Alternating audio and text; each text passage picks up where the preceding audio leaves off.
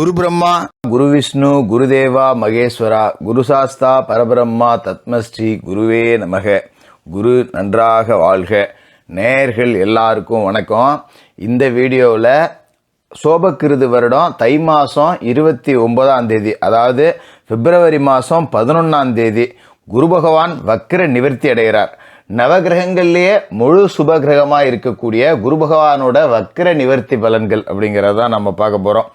அதாவது குரு பகவான் எந்த வீட்டில் வக்கரம் அடைஞ்சிருக்கார் அப்படின்னு பார்த்தீங்கன்னா, காலசக்கரத்தோட 2வது வீடு, தனம், வாக்கு, குடும்பம், இந்த மூணையும் குறிக்கக்கூடிய இடத்துல தான் அவர் வக்கரம் அடைஞ்சிருந்தாரு. இப்போ வக்கர நிவர்த்தி அடைய போகிறாரு. இந்த காலசக்கரத்தோட 2வது வீட்டில் குரு பலமிழந்துட்டார் அப்படிங்கும்போதே உங்களுக்கு பார்த்தீங்கன்னா தனம், காசு பணம் அப்படிங்கிறது வந்திருக்காது. வாக்கு, கொடுத்த வாக்கு அப்படிங்கிறத காப்பாற்றிருக்க முடியாது. குடும்ப உறவுகளிலும் பல சர்ச்சைகள், சிக்கல்கள், இது எல்லாத்தையுமே குரு பகவானோட அந்த பலமிழந்த காரணத்தால் கெட்டு போயிருக்கோம். இப்போ அந்த இடத்துல குரு பகவான் பலம் அடைகிறார். அப்போ அவரோட பார்வைக்கும் பலம் கிடைக்குது. குரு பகவான் தான் இருக்கிற வீட்டிலேருந்து 5, 7, 9 இந்த 3 வீட்டை பார்க்குறாரு. அந்த வகையில் கன்னிராசி, விருச்சிக ராசி, மகர ராசியை குரு பகவான் பார்க்குறாரு. இப்போ பலமடைகிற குரு உங்களோட ராசிக்கு என்னென்ன பலன்கள் அப்படிங்கிறத கொடுக்க போகிறார்.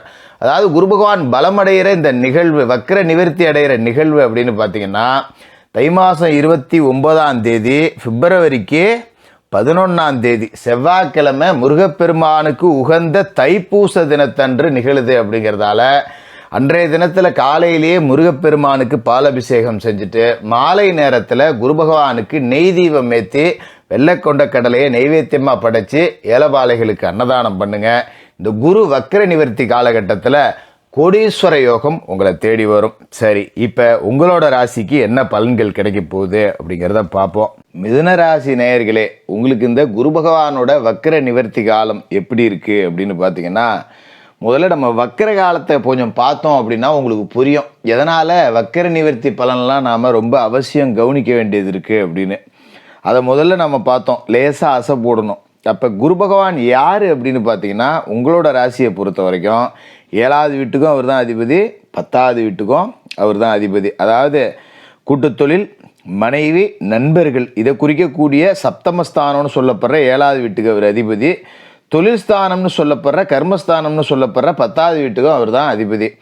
அப்போ 7 கூட்டுத்தொழிலும் நாசம், 10 தொழிலும் நாசம். பெருசாக பார்த்தீங்கன்னா 10 பைசா கூட சம்பாதிக்கல. கூட்டுத்தொழில் செஞ்சுக்கிட்டு இருந்தேன் ஒரு கூட்டாளியோட சேர்ந்து, அது ஒன்றுமே முன்னுக்கு வரல, அப்படியே விட்டுட்டு அப்படியே 2 பேரும் பிரிஞ்சிட்டோம். இப்போ அவனும் பொழப்பாக்கல, நானும் பொழப்பாக்கல, ஒருத்தருக்கு ஒருத்தர் ஈகோவில் அதை விட்டுட்டு போயிட்டோம். போட்ட முதல்ல வீணாக போனது தான் மிச்சம். பார்க்குற 4 பேர் கேலி கிண்டலுக்கு ஆளாக இருப்போம். இதெல்லாம் நடந்து முடிஞ்சிருச்சு. ஒருவேளை இதில் நல்லது நடந்திருந்ததுன்னா, இல்லை என் தொழில் தான் நல்லபடியாக போயிட்டுருக்கு, கூட்டு தொழில் சூப்பராக போயிட்டுருக்குன்னா, கணவன் மனைவிக்குள்ள பிரச்சனை அப்படிங்கிறது உச்சத்தை தொட்டிருக்கும். 10 ரூபா காசு பணம் இல்லாதப்போ நிம்மதியாக இருந்தேன், காசு பணம் 10 ரூபா வந்தப்போ நிம்மதி இல்லைடா அப்படிங்கிற மனநிலை.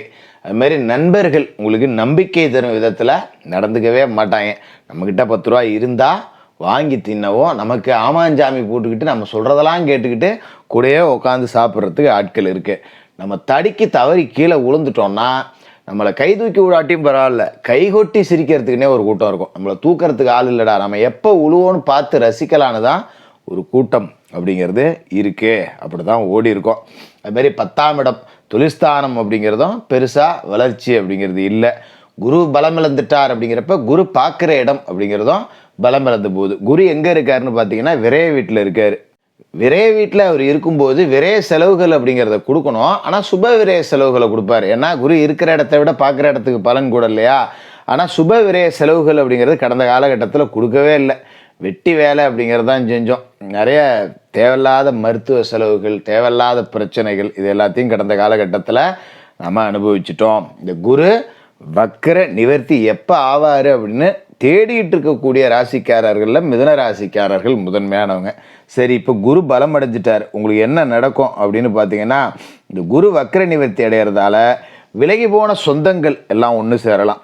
ஏதோ பிரச்சனை, பத்திரிகையில் பேர் போடல, பொன்பாக்க என்னை கூப்பிடல, கல்யாணத்துக்கு எனக்கு முதல்ல தகவல் சொல்ல, ஒரு சொத்து பத்தில் பிரச்சனை, இடத்துல 6 அடி 4 அடி சேர்த்து கட்டிக்கிட்டேன் அப்படிங்கிற மாதிரி பிரச்சனை, அண்ணன் தம்பிகளுக்குள்ள குடுக்கல் வாங்கல பிரச்சனை, இடம் பாக பிரிக்கிறதுல பிரச்சனை, இப்படி பிரிஞ்சு போன சொந்தங்கள் எல்லாம் ஏதோ ஒரு நல்லது கட்டத்தில் ஒன்று கூடிக்கக்கூடிய அமைப்பு. அது மாதிரி பிள்ளைகளும் பார்த்தீங்கன்னா ஒரு காதல் திருமணம் பண்ணிக்கிட்டேன், பெற்றவங்களுக்கு பிடிக்காம போயிடுச்சு, சேரலை அப்படிங்கிறவங்க கூட இப்போ மறுபடியும் ஒன்று சேரக்கூடிய ஒரு அமைப்பு அப்படிங்கிறது கிடைக்கும். அதுமாரி வேலை நீக்கம் செய்யப்பட்டவர்கள், கடந்த காலகட்டத்தில் வேலைக்கு போயிட்டு இருந்தேன், அந்த கம்பெனிலேருந்து என்னை நீக்கிவிட்டாங்க, ஒரு அரசு உத்தியோகத்தில் இருந்தேன், ஒரு வீண்பழி சுமத்தி என்னை சஸ்பெண்ட் பண்ணிவிட்டாங்க, ஆட்குறைப்பு நடவடிக்கையில் ஒரு தனியார் நிறுவனத்தில் என்னை நீக்கிட்டாங்க, வேலையே கிடைக்கல அப்படின்னு இருந்தவங்களுக்கெல்லாம் இந்த தை மாதம் 29ஆம் முடிஞ்ச உடனே வேலை கிடைக்கும். அதில் எந்த மாற்றமும் இல்லை. அதாவது நம்ம 10 ரூபா சம்பாதிக்கிறோமோ இல்லையோ, கேட்குறவனுக்கு பதில் சொல்ல முடியல. என்னாச்சு வேலைக்கு போனீங்க, ஏன் இப்போ போகிறதில்ல, தம்பி என்ன வேலை செய்யுது, ஏன் தம்பி வீட்லேயே உட்காந்து கிடைக்க, ஒன்றும் வேலைக்கு போகிறது இல்லையா, இப்படி கேள்வி கேட்குறவனுக்கு பதில் சொல்கிறதுக்கு என்னாச்சு நாம் எங்கேயாவது வேலைக்கு போகணுன்னு மன உளைச்சலில் இருந்த மிதுனராசிக்காரர்களுக்கு படித்த படிப்புக்கு உண்டான வேலை அப்படிங்கிறது கிடைக்கும். இதுவே ஒரு பெரிய சந்தோஷம் அப்படிங்கிறத உங்களுக்கு கொடுக்கும். அதுமாரி பொது வாழ்க்கையில் இருக்கிறவங்களுக்கு முயற்சிகளில் வெற்றி கிடைக்கும். ஒரு அரசியலில் இருக்கேன், ஒரு சேவைத்துறையில் இருக்கேன், இல்லை ஒரு சினிமா துறையில் இருக்கேன், கலைத்துறையில் இருக்கேன், இந்த மாதிரியான துறைகளில் இருக்கக்கூடியவர்களுக்கு பெரிய அளவில் வெற்றி வாய்ப்பு அப்படிங்கிறது உங்களுக்கு கிடைக்கும். அதுமாரி சொந்த தொழில் செஞ்சாலும் கூட நமக்கு நல்ல வேலையாட்கள் கிடைச்சிருக்க மாட்டாங்க.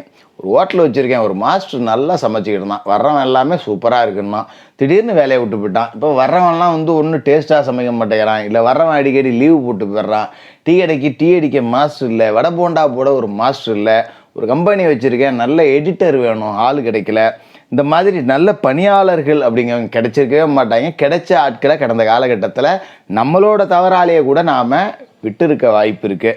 இனிமேல் அது எல்லாத்தையும் நாம் சரி கட்டிக்கலாம். இழந்த வாய்ப்புகள் அப்படிங்கிறத மறுபடியும் இழுத்து பிடிப்பீங்க. குறிப்பாக மாணவ மாணவிகளுக்கு இந்த குரு பகவானோட வக்ர நிவர்த்தி காலம் அப்படிங்கிறது ரொம்ப ரொம்ப ரொம்ப ரொம்ப அற்புதமான ஒரு காலகட்டமாக இருக்கும். அதில் எந்த விதமான மாற்றம் அப்படிங்கிறதும் இல்லை. குரு பகவானோட பார்வை அப்படிங்கிறத பார்த்தீங்கன்னா உங்களோட ராசிக்கு 4, 6, 8 இந்த வீட்டிலலாம் விழுவுது. அப்போ 4ஆம் இடத்துல குரு பார்வை விழுவும்போது தாயாருக்கு உடல் ஆரோக்கியத்தில் இருந்த பிரச்சனைகள் நல்ல முடிவுக்கு வரும். சம்பாதிக்கிற காசில் பாதி காசு பெத்த தாயோட உடம்புக்கு தான் சரி பண்ணிக்கிட்டு இருக்கேன், பாவம் நானும் செலவு பண்ணி கஷ்டப்படுறேன், அவங்களும் பாவம் மருந்து மாத்திரைன்னு கஷ்டப்படுறாங்க, நல்ல குணமடையலை அப்படி இருந்தவங்களுக்குலாம் இப்போ சரியாயிடும். இதுமாரி உங்களோட சொந்த தேக ஆரோக்கியம் அப்படிங்கிறதும் நல்ல முன்னுக்கு வரும். மருத்துவ செலவுகள் அப்படிங்கிறது இருக்காது. அதோட 6ஆம் இடத்துலையும் குரு பார்வை விழுதுங்கிறதால அடகு வச்சிருந்த நகை நட்டெல்லாம் மூக்கலாம். ஏகப்பட்ட நகை அடகுக்கு போயிடுச்சு. என்னத்துக்கு வச்சேன் எதுக்கு வச்சேன்னே தெரியல. நல்ல ஊடு பூரா வீட்டில் நகை இருந்ததுயா, திடீர்னு பார்த்தீங்கன்னா 4-5 லட்ச ரூபாய்க்கு நகை அடகு வச்சுட்டேன், ஒரு 3 லட்சத்தை தாண்டி தான் நகை அடவுலேயே இருக்கு. அப்படி தான் போயிருந்திருக்கோம். இந்த அடகு வச்ச நகைகள் எல்லாத்தையும் மீட்டரலாம். அதுக்கு வருமானம் அப்படிங்கிறது வரும். அதை பற்றி நீங்கள் கவலைப்பட தேவையில்லை. அதுமாரி 8ஆம் இடத்துலையும் குரு பார்வை விழுவுது அப்படிங்கிறப்ப உங்களோட மன உளைச்சல் அப்படிங்கிறது நீங்கும். நாளைக்கு என்னடா பண்ண போகிறோம், நாளைக்கு அவனுக்கு கடங்காரனுக்கு பதில் சொல்லணுமே, இங்கே போகணுமே, அங்கே போகணுமே, வட்டி கட்டணுமே, பிள்ளைங்களுக்கு பீஸ் கட்டணுமே, இப்படி காசு பணம் சம்மந்தப்பட்ட பிரச்சனையில் ஏகப்பட்ட மன உளைச்சல். ராத்திரி படுத்தா தூக்கமே இல்லை. இப்படி தூக்கம் இல்லாமல் தவித்த பல இரவுகள் அப்படிங்கிறது இருக்கும். மனசால பிரச்சனை, காசால பிரச்சனை, உறவுகளால் பிரச்சனை, எப்படியோ பிரச்சனை அப்படிங்கிறது எல்லாமே வந்திருக்கும். பெண்களுக்கு கணவனால் பிரச்சனை, ஆண்களுக்கு மனைவியால் பிரச்சனை. இந்த எல்லாத்தையும் ஒன்று கிடக்க ஒன்று போட்டு குழப்பிக்கிட்டு ஒரு மன உளைச்சலில் வாழ்ந்துக்கிட்டு இருந்தவங்க இப்போ அதுலேருந்து மீண்டு நிம்மதியான தூக்கம் அப்படிங்கிறத அனுபவிப்பீங்க. இந்த குரு பகவானோட வக்ர நிவர்த்தி காலம் அப்படிங்கிறது கடந்த ஒரு 3 மாதமாக நீங்கள் படாத பாட்டுக்கு நல்ல விடை சொல்லக்கூடிய காலமாக இருக்கும். குரு பகவானோட வக்ர நிவர்த்தி தைப்பூசத்தன்னைக்கு நடக்குது. அதாவது தைக்கு 29ஆம் தேதி, பிப்ரவரிக்கு 11ஆம் தேதி அன்னைக்கு விநாயகர் வழிபாடு செஞ்சுட்டு, முருகப்பெருமான் வழிபாடு செஞ்சுட்டு, மாலை நேரத்தில் குரு பகவானுக்கு நெய் தீபம் ஏற்றி குரு பகவானை வணங்குங்க. மிக சிறந்த ஒரு எதிர்காலம் உங்களுக்கு காத்துக்கிட்டு இருக்கு. நல்ல நேரம் தொடங்கிருச்சு. மிதுன ராசிக்காரர்களுக்கு வாழ்த்துக்கள்.